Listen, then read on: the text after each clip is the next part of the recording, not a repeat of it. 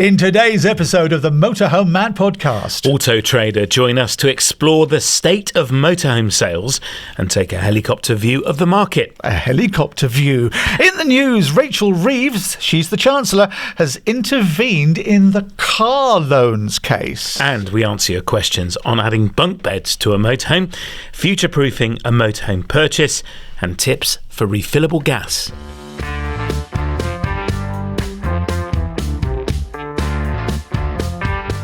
Welcome to the Motorhome Matt podcast. I'm Keith Gooden. And I'm Motorhome Matt. Industry insights and expert advice for the world of motorhomes, caravans and camper vans. And it's brought to you by thatleisureshop.com and sponsored by Ripe. Now remember, please do follow on your favourite podcast app and subscribe on YouTube, sponsored by arabasecreative.co.uk.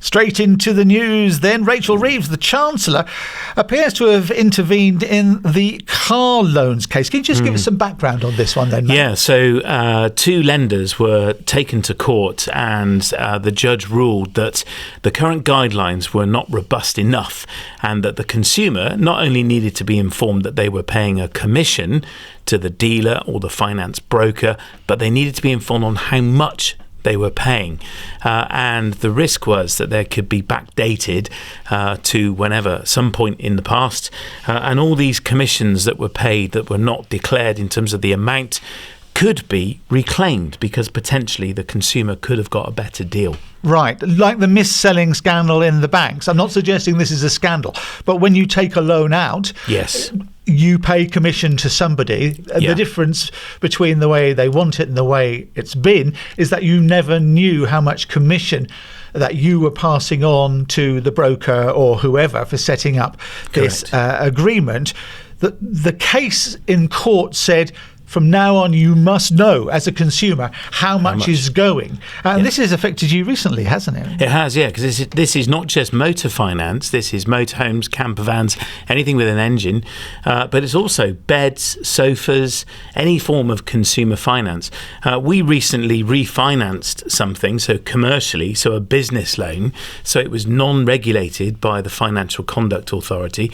And the lender had to send me a letter declaring not just that they were earning a commission, but how much, which I found really interesting. And it was interesting to see how much they were earning out of this lending that we were embarking upon. And it was kind of, oh, right, that's interesting. I'd never seen that before. So I became the consumer of it, albeit a commercial business. So it's affecting not just consumers, but businesses too.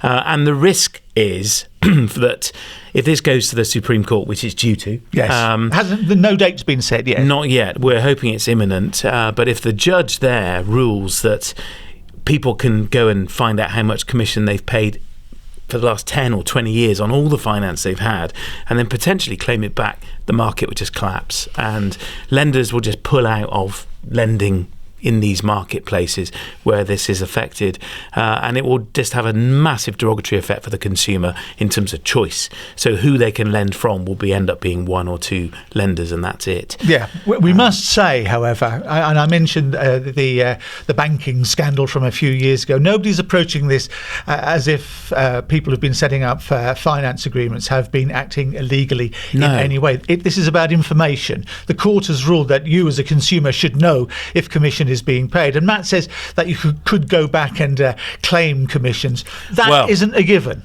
It's not the court is ruling that you know commissions being paid. That was already in place. The FCA, the Financial Conduct Authority, exactly how much commission you are paying. That's the minutiae of this, and that's the difference. So we'll see. Rachel Reeves got involved via the press, and you probably know about the way democracies are set up. The judiciary and the executive, the government, are apart and independent, and she was sent away with a bit of a flea in her ear by one of the judges. So we'll keep you posted and see how it goes. Okay, we did do an episode on this. We did. What's it called? It's called The Court Ruling Shaking Up Motorhome Finance. So you can go back and listen to that episode with Steve from Creative Funding Solutions, where we get a real professional expert insight into what was involved. If you want to know more, Google is your friend. Now, it's a big show time up in Yorkshire. We're off to Harrogate this week for the Yorkshire Motorhome and Camper Van Show. It's a Warner show. It's kind of the first kind of big show of the year for us anyway, apart from the outdoor show anyway, apart from the NEC just a couple of weeks ago. And this is not a camping show, so there's no overnight staying, but it's a fantastic weekend. We're really excited about it. That leisure shop are there. We will have a stand selling outdoor furniture, beautiful stuff that some of you may have seen us selling at the NEC. We're taking all of that stock up to Yorkshire. I'm running the advice centre, so I'm hosting it. Really excited about that. 18 free talks across the weekend. I'm doing 2 of them. I'm doing a really fun talk with the lovely Peter Vaughan from Out and About Live. We're talking our favourite motorhome accessories. We did it once before last year and it was chaos. And it was great fun. Choss! We do have a laugh when we do it. So it's all our favourite top accessories for your motorhome trips. And I'm also doing a talk on going to Europe in a motorhome. I've done it before. You may have seen it before. But it's on the changes that are coming this year and possibly in 2026. That's where he gets the glove puppets. Pierre, and Sanchez, arriba. There you go. Anyway, there's no puppets, I promise. No. Only this one. And no offence to anybody French or Spanish, by the way, just in case you don't write in. So you got the stand. Come along and say hello. Matt will be there some of the time, but as you've heard, he'll be doing some talks as well. We will, yeah. So you want to find out about all the Warner shows we're doing, head to mhmp.info/shows. That's mhmp.info/shows.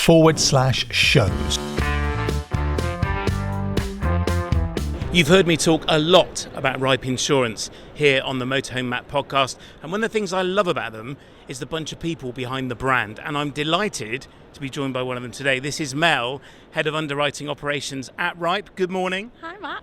Welcome to the NEC Motorhome Show, your first show here. It is indeed. Well, you're very warmly invited. Now, Mel, I get asked a lot about the background of Ripe. Mm-hmm. When was it actually formed?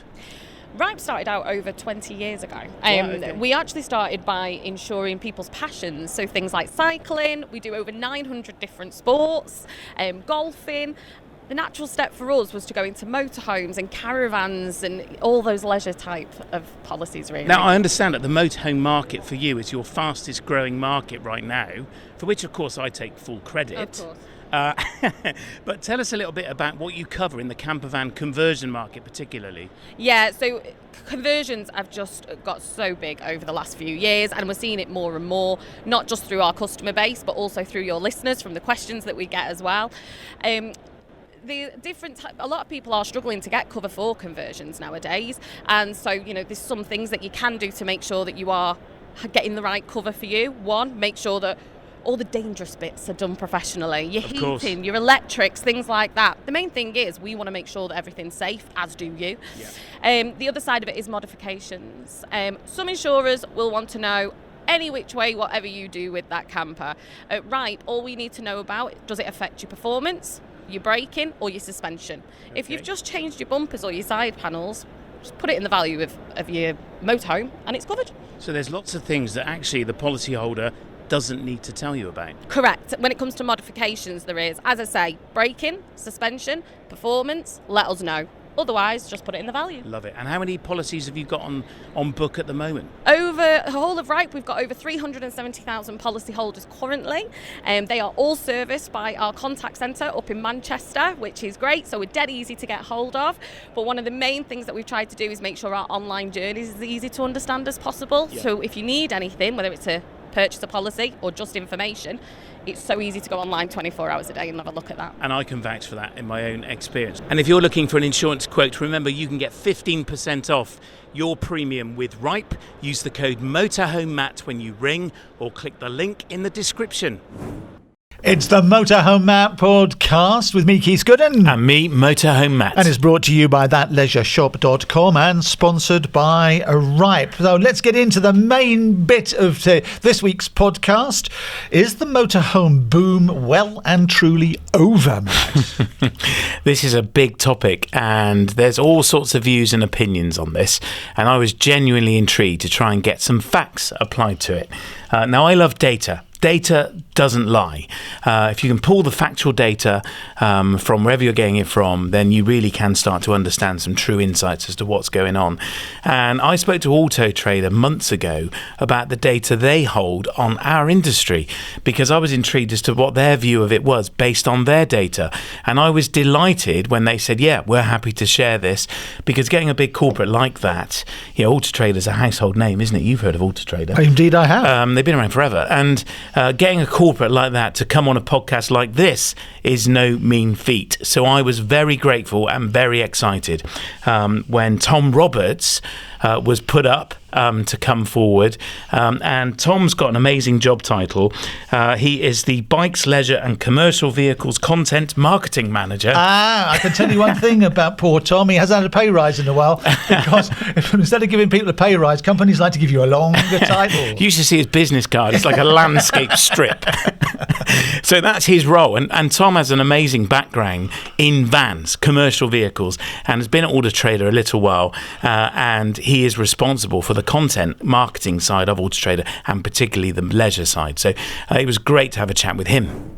I'm very excited to be joined in the studio by Tom Roberts from Auto Trader. A very warm welcome to you, Tom. Thank you very much. Thank you for coming in. Now, this has been a long discussion in the background and lead up to today. Yeah. So I'm really grateful to you coming in and for giving us your insights, because I'm really actually quite excited about this. Well, I hope I can deliver on that excitement. I'm sure you will. Now, the data really motivates me, but just for the sake of our listeners, can you give us a big picture view of Auto Trader and kind of some of your numbers? Yeah, absolutely. So, I mean, Auto Trader is a name that might not necessarily need the most sort of fanfare of introduction. We're a sort of a UK institute. It's a place where people come and go to speculate on all sorts of automotive vehicles, from cars all the way up to heavy goods vehicles, agricultural, and of course camper vans, motorhomes, and caravans, and any other type of leisure vehicle that you could probably think of. That's right. So we've been around for a very long time. We are considered to be the UK's number one marketplace and destination for people speculating and buying vehicles of all types. When it comes to caravans, camper vans and motorhomes, our site is experiencing around 2.2 million monthly visits, and that was our figure for 2024. So that's just leisure vehicles, 2.2 million visits a month? Every single month. And these are unique visitors. Oh, wow. Okay, so not repeat visits. These are unique people. These are unique people. That's a lot of people. It's a lot of people, which does, I think, show that, if, as we are the number one marketplace, it's the place where people come to compare prices, to compare vehicle sizes, to take a look at the market value of these vehicles, and also just to have a good old browse. I mean, these types of leisure vehicles are the sorts of vehicles that everyone likes to think that they can own at some point, and I like to think that our marketplace makes that a reality. So in 2024, how many motorhomes, camper vans, caravans, because you have to kind of combine them, don't you? You can't split them out. No. So we get that, we accept that. But how many were listed in 24? So in 2024, we had 74,568 caravans, camper vans and motorhomes listed on the site. Take that with 2.2 million monthly viewers of those vehicles, and you can see it's quite a big and comprehensive place to go if you're looking for that sort of vehicle. Broad maths, that's 30 to 1. Yeah, absolutely. And the behaviour of customers and interested parties when they come to the Auto Trader platform, they're using it as a place to research. It's not just somewhere where you go to have a quick look at a price and then you go, okay, right, well, it's about how much I thought it was. You have people coming onto the site, you have people taking a look at the vehicles that are on offer, then they go to our reviews section, they have a read of the reviews of these vehicles to make sure that, they're the one that they want, that will work for their use purposes. Now, back in, was it 2024, you did a survey of your audience? We did. So I found this fascinating, and I think as listening or watching this, you're going to find it fascinating too. So in 24, kind of post-pandemic, people are kind of recovered from that huge surge in the motorhome industry where everyone wanted one, and we're kind of back to a sense of normality. Arguably, most people that had bought one short term and then did that holiday and then went back to Benidorm, wherever they went, are kind of out of it. So we're kind of back on a sort of normal plane. Mid-24, tell us about these survey results. This is fascinating. Yeah, so to give a bit of background, in the middle of last year, Auto Trader was taking a look at the rise in the amount of people that were viewing adverts on motorhomes and caravans and camper vans. In fact, we were doing this across all of our product categories.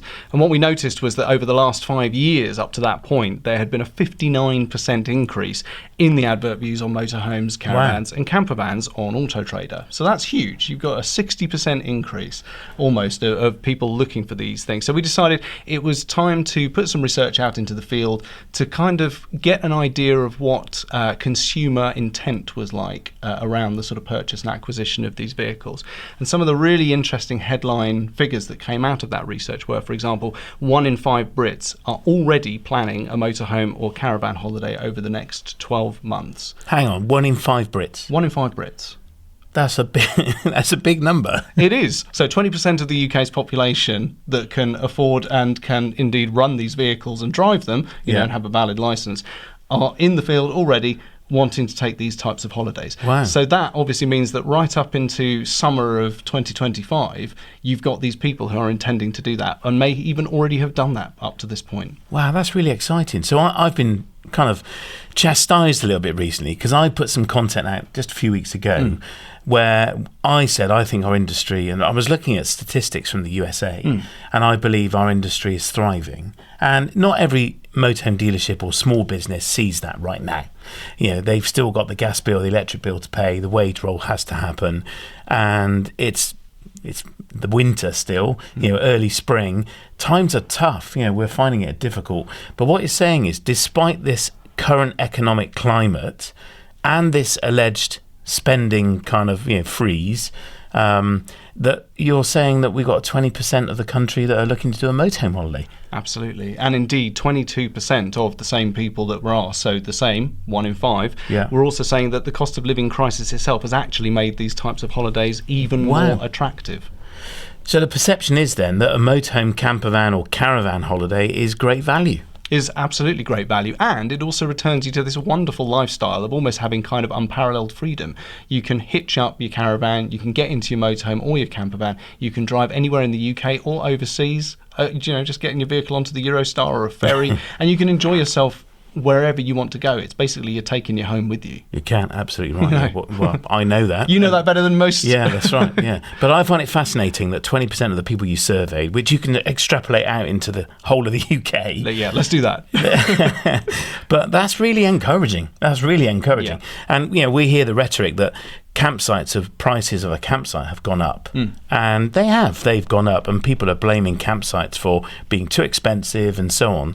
But that would not align with this data, and the data doesn't lie. That's what I love about data. Absolutely. You know, there seems to be a boom and a growing interest in this marketplace, which is very encouraging. Absolutely. And I think what's important to always think about when it comes to, you know, sort of the rise in vehicle price or the rise in how much it actually costs to go to a campsite, for example. If you're a new customer looking at these vehicles, kind of how much something used to cost doesn't, I guess, really matter as much. You're looking at the price now and you're going, oh, okay, so it might cost me X amount to go and pitch up, but that's my water, that's my electricity, I'm getting all my own home creature comforts that I'm taking with my own vehicle. What's not to like about that? You know, again, you've got, like I say, you've got 1 in 5 Brits going, I want to go on these holidays, I've got actual clear intent to go on one of these holidays. And so the simple fact of the matter is that if you've got people who want to do these things, they're going to need the vehicles to do it in. Yes. So that spells good things for the market. It does, yeah. And you're right, we talk a lot about pricing is going up, and we'll talk about this a bit more in a minute. You know, but price is going up. Is this bubble? Is it a bubble we're experiencing and it's going to burst?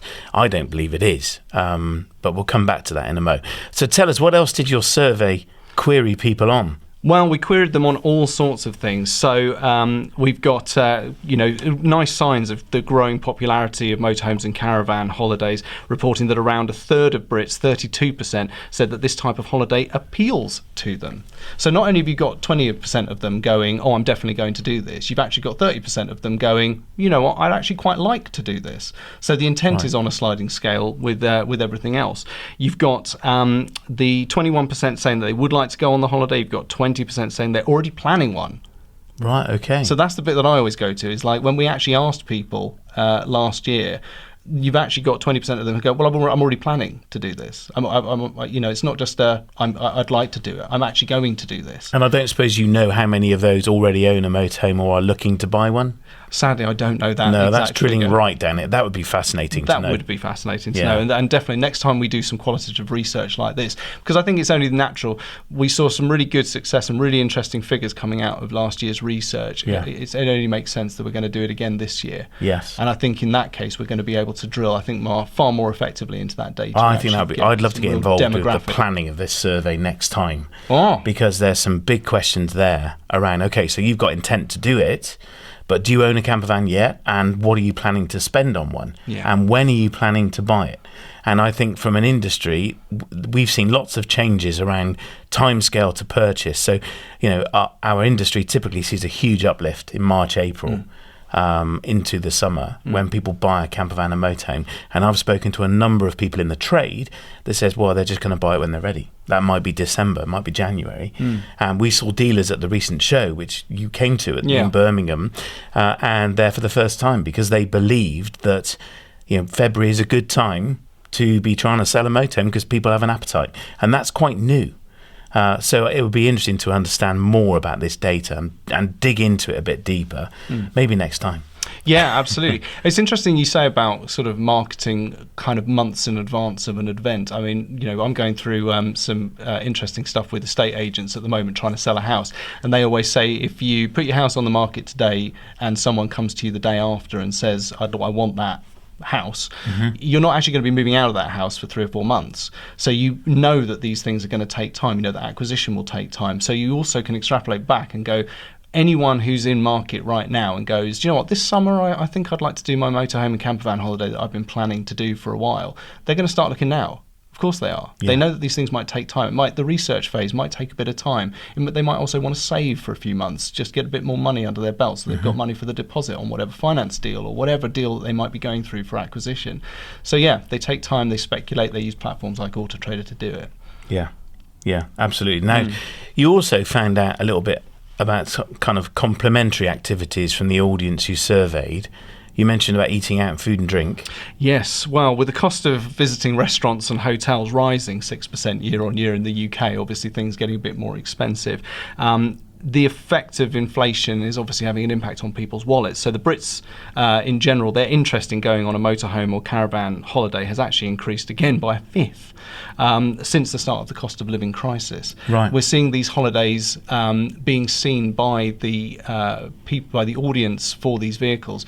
They're actually looking at them as a more cost-effective way to have long-term holidays. So every year they're sort of looking at it going, well, I could go to a hotel, I could go overseas, I could go on a package holiday, or I could invest the money that I might have invested over the next 5 years on those types of holidays into a leisure vehicle, something that I and my family can get into 2-3 times a year, and we can go where we want to go on our terms, taking all of the things that we know and love inside our motorhome with us. I'm seeing a trend where people are doing that 4, 5, 6 times a year. 4, 5, 6 times and having the foreign holiday as well, because they're holding out for a deal to go abroad. Yeah. Because they are there. I mean, foreign holidays via a plane have, in my experience, trying to cost them up for my kids. They're just ridiculous. They've tripled in price compared to last year or the year before. Suddenly it's become very expensive to go to, Spain or Corfu or wherever we might choose to go. And I have to say, you think, well, let's just do the motorhome holiday instead then, or let's stay in this country, which is, I find, a lot less hassle than flying.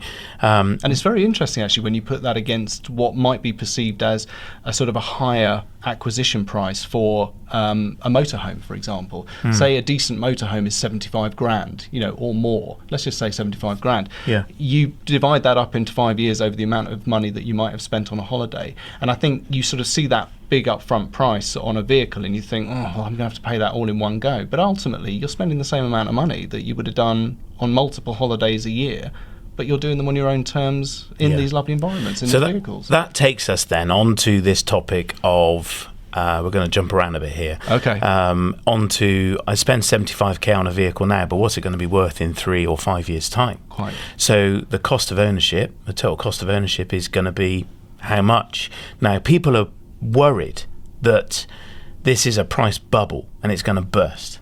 And And I really don't see any evidence that it's going to burst. I think the bubble's under pressure right now. Yeah. I don't actually think it's a bubble. I think pricing is under pressure because there's overstock.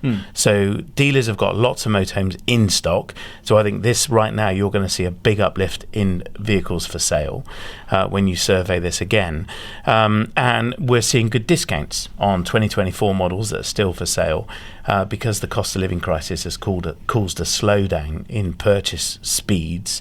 But the topic of pricing and future pricing, I know you don't have the ability to forecast and look into the future, but if we look back to 2018, 2017, we saw vehicles retailing for 50k that are now retailing for 75k. The evidence you've got though is the demand, so you can't predict the price. But what's your prediction for the demand? You've seen growth. We have. What do you think is going to happen with demand? Because if the demand keeps growing, that will secure the price and the new normal will stick. So what's your prediction for demand, do you think? So, I mean, we would probably base that prediction on what we see in terms of the amount of adverts that go onto our platform and into the marketplace, and also, therefore, marrying it up with the survey results that show intent. And obviously, those survey results do show clear intent, and they also, because they were from midway through last year, overwhelmingly we're still seeing that intent is going to play out still over the next 6 months of this year. So just to give you some background, throughout 2024, as I said at the beginning, 74,568 caravans and motorhomes advertised on Auto Trader.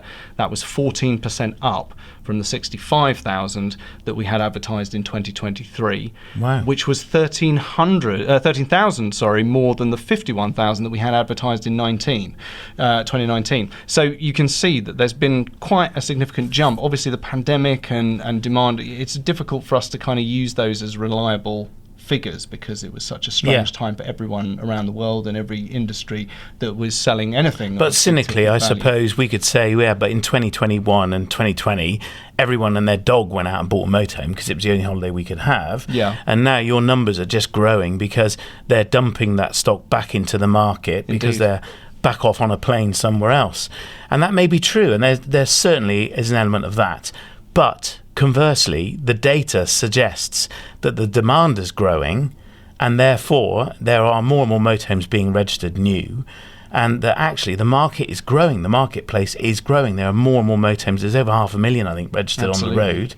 So actually, we're booming as an industry. 100%. And when you hear those figures, I have to sort of stress something about the Auto Trader marketplace. It sometimes suffers from the perception, I say sometimes, it sometimes suffers from the perception that it's used vehicles, that this is all second-hand. But no, this is the amount of new and used that we have. And we've brought on new partners, we've brought on new dealers that are listing their stock. So the fact that we've got more people coming to our marketplace to advertise more stock indicates to me, alongside that intent that we've seen from the British public, that leisure vehicles are arguably getting stronger and stronger every year. Do you know, I would love, next time we do this survey and is digging into the results, I'd love to know what percentage of the vehicles listed are new. Yeah. And interestingly, how long they're in stock. Absolutely, and I think again, it's you see these figures climbing up, and maybe if a cynical hat was being worn, you might think, oh, maybe that might be stock that's been on there for years, or something like that. But I tell you, items and units, they don't stay on the Auto Trader marketplace for years. You don't have vehicles sitting on the Auto Trader marketplace for 2 years until they get sold. This is a constant up and down. This is a constant process where vehicles go up. They might go on for a couple of months, but then they're sold, they're taken down, new adverts come to replace it, new product comes to market, and that's very much the way we're seeing it with leisure vehicles at the moment. We've got more companies on board selling more product. I'd love to look back in a year's time, though, and understand a bit more of this data. Absolutely. Perhaps we can do that together in a year's time. Absolutely. And to be fair, you're have a nerd fest. Your request to get involved, I think, would be absolutely fantastic. I'd love to. Considering what you do and considering this kind of platform, I think it'd be absolutely perfect. Yeah, good. Let's do it. Let's do it. So I want to tackle the elephant in the room, right? The electric vehicle move. Now, some of the audience are going to go, oh, no, not again. It's coming. We're in the ZEV mandate. It's rolling out. And by 2035, there will be no more brand new diesel vehicles manufactured. vans particularly I'm interested in. Now, your background, Tom, is in vans. You spent years in the van world before you went to Auto Trader. So I understand you're not going to give an Auto Trader perspective on this. I'm not expecting you to. I want the Tom view of the world on this, as somebody with an expertise and a background in vans, and someone who still takes a big interest in e-vans. We need them to donate to us to become motorhomes. I know that's obvious. But the move to electric causes fear and uncertainty and doubt. FUD, it's often called. And it makes people worry about buying a diesel motorhome now. What's your take on this? Well, it's what we see in the light commercial vehicle sector, probably, I think, in more stark contrast than anywhere else at the moment. So just sort of parking ourselves in LCV just for the time being. Light commercial vehicle. Light commercial vehicle, sorry. Yes, absolutely. I'm so used to speaking in acronyms. Yeah, we all do it. Yeah. So in the light commercial vehicle sector, you've got big fleets who are doing an absolutely fantastic job of electrifying their fleets, 10 years out from this deadline that appears, I think, to probably a lot of people in this sort of, out the windscreen as a wall that we're all approaching in 10 years' time. So that's fair enough. So you've got lots of fleets who are adopting electric vehicles. They're bringing them on wholesale. I'm looking at companies like Amazon. I'm looking at Royal Mail. I'm looking at DHL. You get electrification on an unprecedented level. They're getting used to these vehicles. They're finding out how they work, the quirks, what it means to their supply chain, and their ability to actually be a logistics business with vehicles that require longer times to refuel. They need more vehicles on fleet to rotate them in. But then you've got the medium and smaller businesses, and it's that end of the marketplace that I think you can probably isolate the feelings of people being asked to adopt electric vehicles the best. Right. The typical view of a small business, a single van operator, when they are faced with electrification and swapping in what they know and love in their diesel van for an electric van, is immediately they go, well, it's going to cost me more. Mm-hmm. It's going to cost me more to run it. It's not going to carry as much. I'm going to have more downtime. They have this perception that they're driving 300 miles a day when they're actually driving 30. So they don't need a vehicle that has that kind of range. The upfront cost is offset by the fact that their refueling prices are going to be lower. You've got a lot of fears that are not necessarily being answered in the best way. Yeah. And I think it's going to take the next 10 years of improving ranges, improving technology, improving education from the government and from the bigger fleets that have adopted these vehicles to help change the minds of the smaller businesses that immediately their one concern is, well, my bottom line is going to be completely different. I'm going to be paying more for these vehicles. That's where all the problems are going to come. So I think you translate that over into leisure vehicles, and at the moment we're in a situation where there's barely anything in terms of electrified product. But that doesn't really matter because we've got 10 years until diesel vehicles are going to stop being made. So we've got 10 years to improve our infrastructure, to improve the education about how to operate these vehicles, 10 years for the technology to improve to the point where ranges and payloads are better, the ability to workshop these vehicles into decent motorhomes and camper vans improves. So actually right now, if you buy an electric vehicle of any type, you're probably still going to consider yourself and be considered as an early adopter. Yeah. You've got 10 years until it really, really worries. So what would you say then to a consumer who's looking at buying a diesel motorhome, new or used, now? You're saying don't worry about it? It's 10 years away? Don't worry about it. It's 10 years away. Enjoy it. Okay. Because if you're going to sit in it and you're going to love it and enjoy it for the next 5, it goes on to the marketplace, it goes into the used market. It's going to be running great, hopefully, and as well as it ever has, even just 5 years down the line, depending on how long you drive it and how well you look after it. So enjoy it. It'll go onto the marketplace, and I think it'll have held a significant proportion of its value that you would have paid for it to start with. So whatever you make from the proceeds of selling it on in 5 years' time, you'll be able to maybe get another one and enjoy it. It's what I said. It feels like the 2035 deadline is a brick wall, that the second we hit 2035, you're not going to be allowed to drive a diesel anymore. No, of course not. But that's not the case. These vehicles are going to be being driven on the roads for years to come. And it's only really when it becomes financially prohibitive or there are some kind of punitive measures put in place to stop people from driving internal combustion engine vehicles that I think you really need to worry. Now, look, I would encourage people to start looking at electric vehicles because they are the future. But if right now your primary concern is I would like to get a motorhome for a good price and I want it to be diesel, now's the best time to do it because you've got time. Yeah. You've got time to enjoy it. So why not? Love that. Absolutely, why not? Exactly. So then nervously, in 5 years' time, I come to sell it. Yeah. We're getting ever closer to this deadline, which you're right, it does feel like a brick wall. Yeah. What's going to happen to value? So let's say in 8-9 years' time, so a year out from when new diesels are no longer allowed to be made, or very few, 20%, I think it's 2035 0, isn't it? So there won't be any new diesel vehicles. No. What's going to happen to the value of my now 9-year-old diesel motorhome? I'd imagine that by that point, 8 to 9 years from now, we'll be achieving the sort of fabled price parity. Yeah. I think as the amount of diesel vehicles on the road that are new, that are being manufactured and being put onto the marketplace, will be so low that their prices will have sort of almost matched, will have met in the middle with electric. So do you think diesel's going to hold its value? Electric prices will come down. Yeah.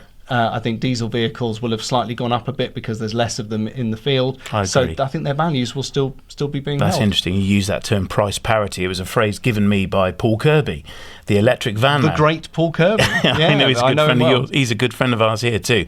And Paul is the electric van man. He's the expert on this too. Indeed. And he said to me, I predict price parity. And I said, what do you mean? How explain that? So I take this same view that I'm quite happy owning a diesel motorhome, probably for the rest of my lifetime. And 20, 30 years.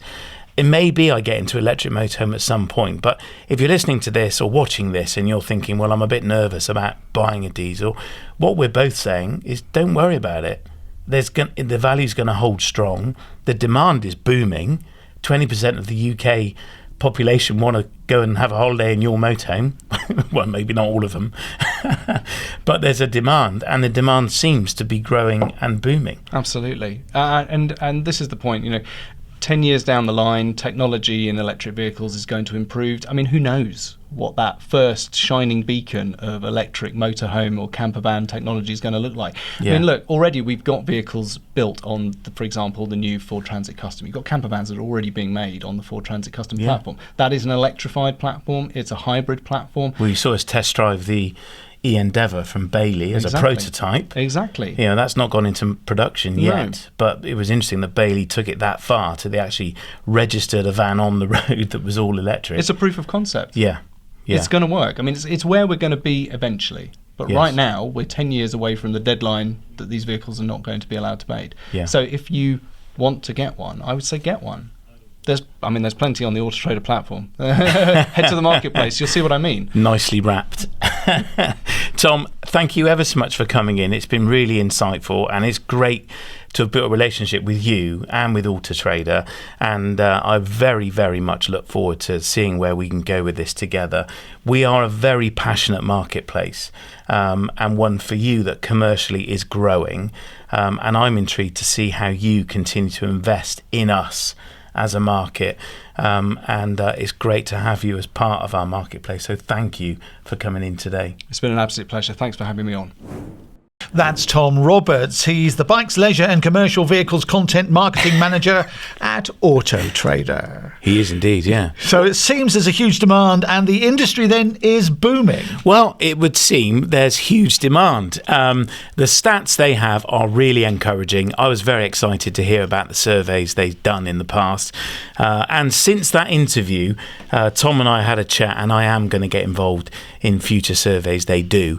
And I'm really keen to drill into the data a little bit more, particularly around motorhomes and camper vans, and trying to split that out. So we'll see what we can turn up next year. But you've got personal experience of this because you sell pre-loved motorhomes, don't you? Yeah, we do. We do a lot of brokerage where someone's looking to sell a motorhome and we broker it for them and sell it for them. So take all the hassle out, and we use Auto Trader. Just for somebody who might be listening for the first time, sorry to interrupt you, but brokering means that you sell it on somebody's behalf and take a commission. Yeah, so it remains yours until we sell it. So the catch with brokerage is you don't get paid for it until we've sold it.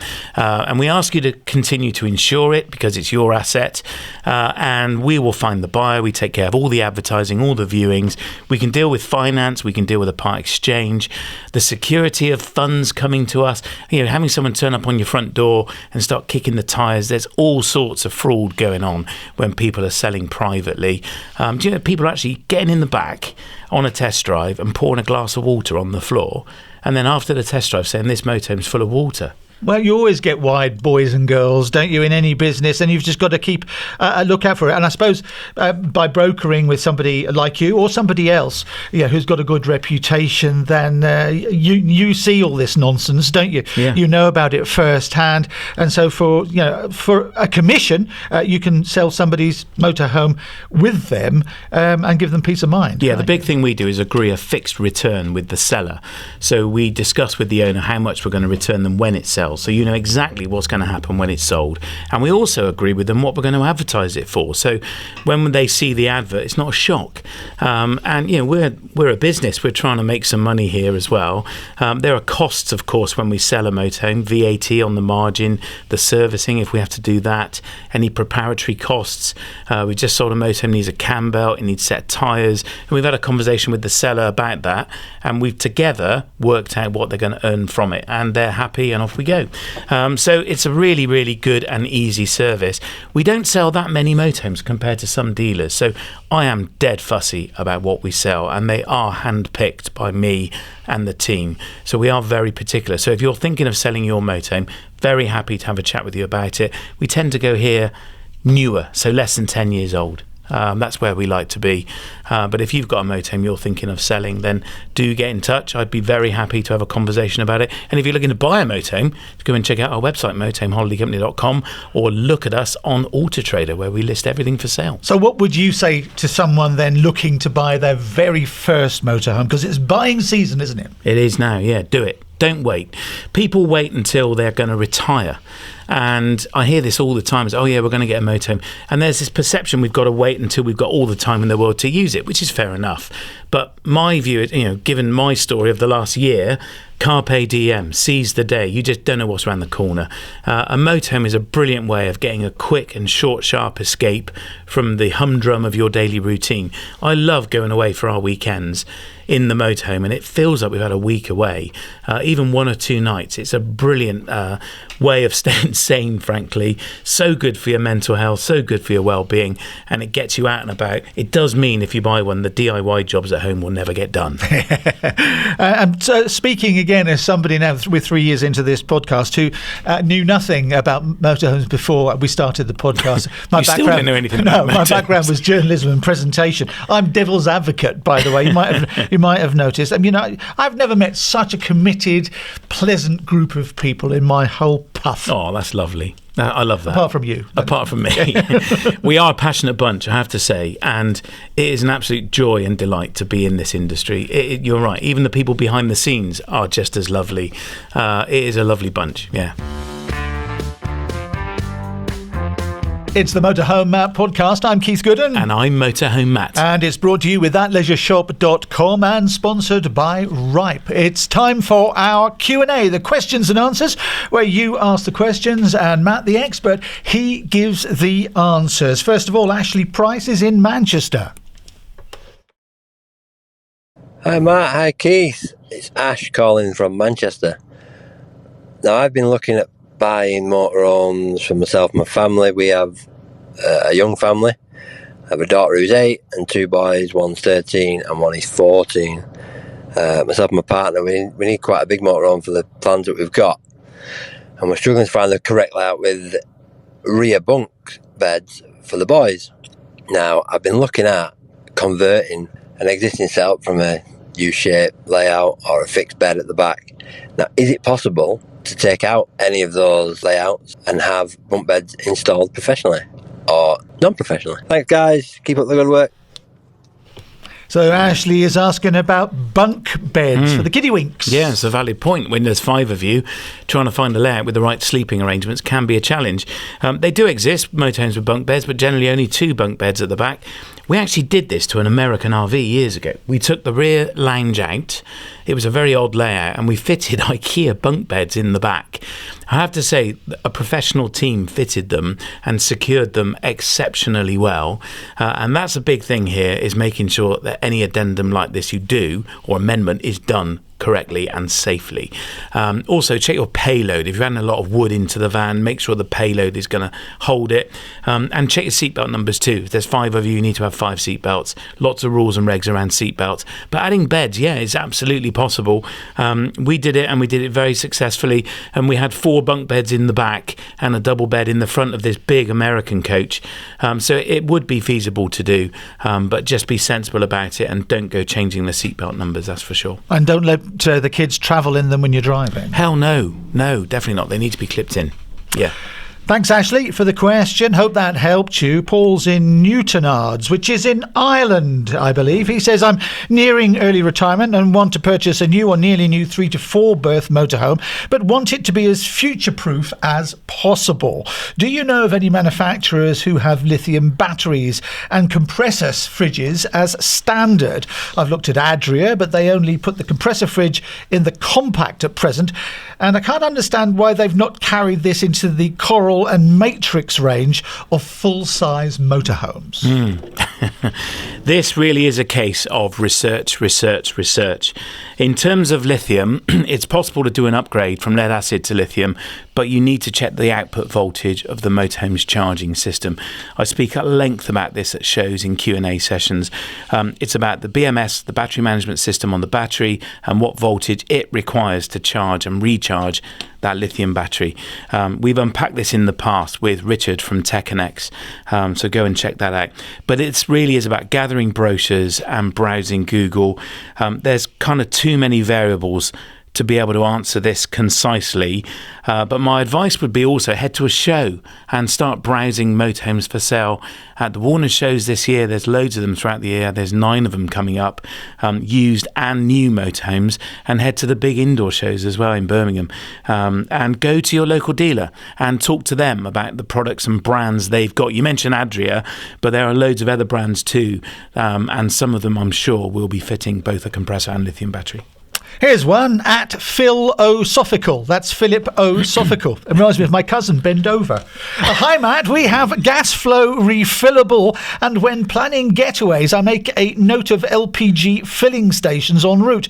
Call in and top up regardless of gas level. This, I believe, is the biggest advantage over replacement bottles. Yeah.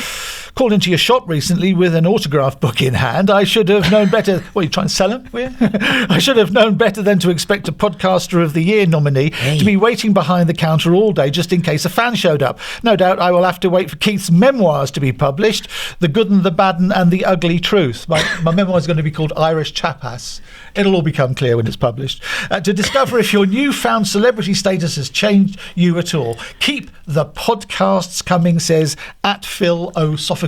Bless you, Phil. I am often in the shop, you know. Sometimes I answer the phone and people are really I am in the shop and people are really taken back. Keith's shaking his head like mad. I am.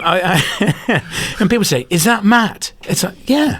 I mean, we're a real business here. We're a real team. Yeah. And I am often on the shop floor, literally laying down, having a rest.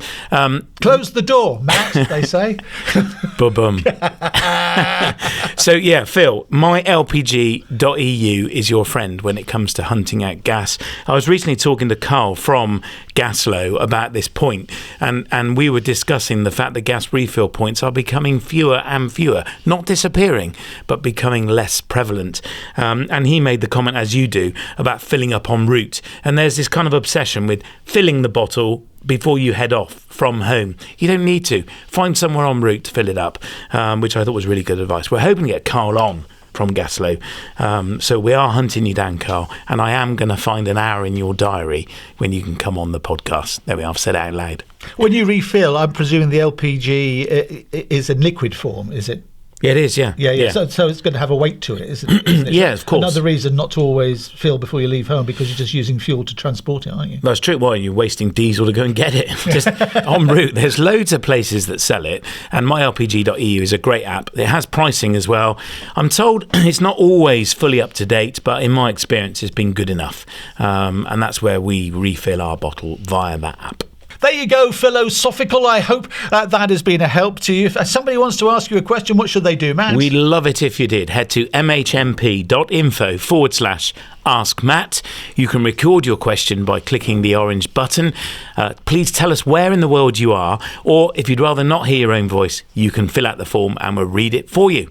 Or you can leave a review at mhmp.info/review. That's Motorhome Matt Podcast. Get it? mhmp.info/review. And if you're watching on YouTube, please remember to click subscribe and the little bell, brought to you by our friends at arabasecreative.co.uk.